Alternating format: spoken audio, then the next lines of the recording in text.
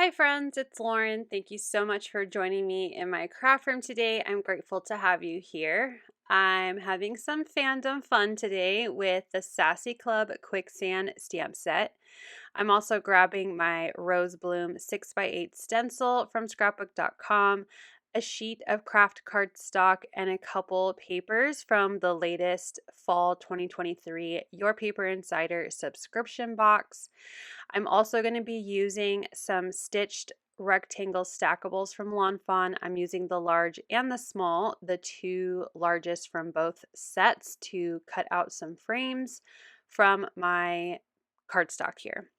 So I'm going to go ahead and start with cutting a frame out of my green cardstock, a frame out of that pink kind of vellum-y cardstock, and then I cut a panel out of the Kraft. And that is just because I am stingy with my specialty paper, and I am going to layer my two frames together before putting on my Kraft cardstock, and you'll see that later when I get to the card assembly. I'm going to start with stenciling my Kraft piece of cardstock. It has the stitch details, which is part of Craft Roulette's latest episode. I'll link Craft Roulette down below if you have no idea what I'm talking about. But one of the elements was to have something that had a stitch or stitches, so I used my stitch dies from Fawn to do my die cutting today.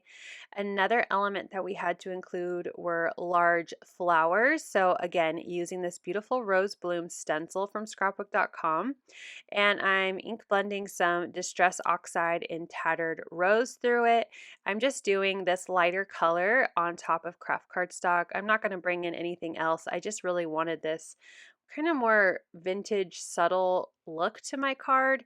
One of the other parameters for Craft Roulette were the colors of a library. So I thought like a vintage old book kind of feel for my colors would be really nice to meet that parameter. So I'm going with softer pinks and kind of more darker color, green, blue, and then also bringing in some, this is a mica spray. It is the color, I am looking through my mica sprays right now. This is Tarnished Brass. Yes, Tarnished Brass. So from the three kind of metallic colors, the Tim Holtz Distress Mica sprays, I'm using Tarnished Brass to add splatter to that background. I went ahead and set it aside to dry, and I'm going to do my stamping now.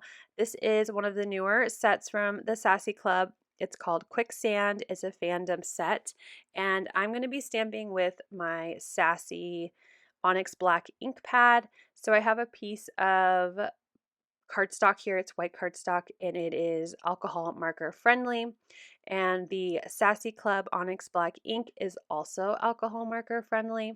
So I'm using my Misty here to stamp my image, and it looks pretty good with only one stamp, but I'm going to stamp it twice because sometimes there's just areas that don't stamp as, bright and bold with the ink. So I like stamping twice thanks to my little Misty here.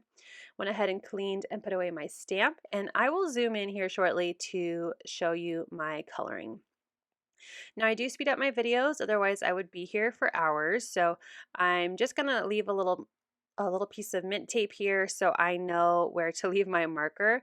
And I'm coloring my bride here. She's a haunted ghost, so I'm going to use some blue. So this is the darkest color I'm going to use on her hair, and it is B290.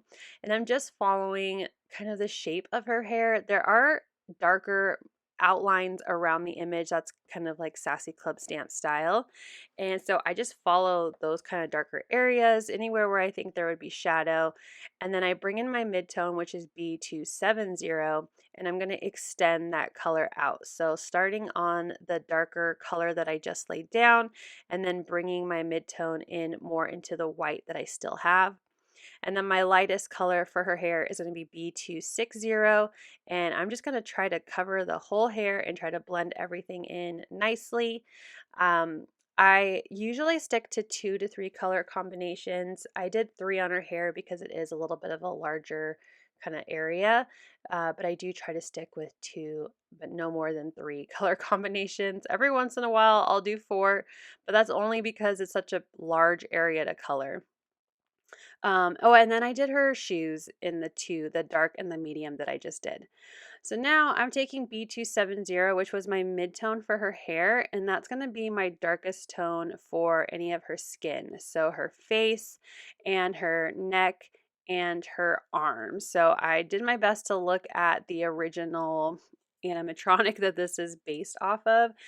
So I tried to color her as close as I could to the look. I will say I didn't do like a beating heart. I know that that was like the original haunted bride in this particular theme park attraction. I just didn't really wanted to do a red heart on her. But anyway, you could do that too, you know, depending on what kind of fandom you're trying to go for on this particular character. And then I brought in B260 to be the mid-tone. Again, that was the light tone of my hair. And then I brought in B250, but it just wasn't light enough, so you can kind of skip that step if you like. I just added a little bit more of a mid-tone shadow because as I was coloring with it, I realized this is not light enough. And my lighter tone is B220. And there is a little bit of a jump between my 260 and my 220. So I do add a lot of color, a lot of ink, you know, in those darkest areas to try to spread that darker shade out. For the rest of her outfit, I guess you could say, her veil and her dress, I'm going to do B250 as the darkest tone, and I'm trying to just really add in some light shadow. I'm not trying to color in a lot with this color. I want it to be just a shadow. And then I brought back in my lightest color, B220, and that's my mid-tone, I guess you could say. And again, just trying to extend that shadow out without coloring in too much, especially on the veil. I guess I did color in a lot of her dress now that I'm editing here, but her veil I really did try to leave white. Oh, and I also did her gloves. And then I'm bringing in my colorless blender, and that's going to be my, I guess you could say, lightest tone for her dress and veil. Now it does look kind of dark because there is alcohol in the marker, even though there's no color, and that will just kind of help lighten and dissipate the color a little bit. I wanted to look white, but still have that bluish haunted glow. For the roses in her hair, I did actually bring in some color. I brought in R280 and R270, and then I'm using R270 to be the pink of her cheeks. And then I also will color in the axe that she's holding. So for the actual axe itself, it's CG020 as the lighter, and then I brought in 030 to darken it up a little bit. And then the axe, I did use two colors. The lighter color was E110 and the darker color was E210. And again, I just brought that blender in to try to soften her dress and veil a little more. I'm going to use my tiny little scissors here to just fussy cut her out real quick, and I'll set her aside and we'll start to assemble our card. You can use a scan and cut to cut her out. I don't know, there's not dies out for this set right now, but sometimes Sandra from Sassy Club will release dies later. So just keep an eye out on her shop or join the Facebook group so you can stay up to date with what will be in the next release. I have my A2 card base and I'm going to start gluing my card together. So I'm bringing out a tape runner and my green cardstock first. This is an A2 size frame. And again, I used the largest of the large rectangles and the largest of the, no, how did I do this? I think I used the large stitched rectangle and the second largest stitched rectangle from the large to make this frame. That makes sense. Okay, so I did the two large ones from the large stitched rectangles, and as you can see, I did a terrible job cutting my card base here. So while I try to describe what I did to die cut, I'm going to go ahead and trim off this extra little piece of white cardstock that I have. Then my pink vellum frame, I used the two largest of the small stitched rectangles.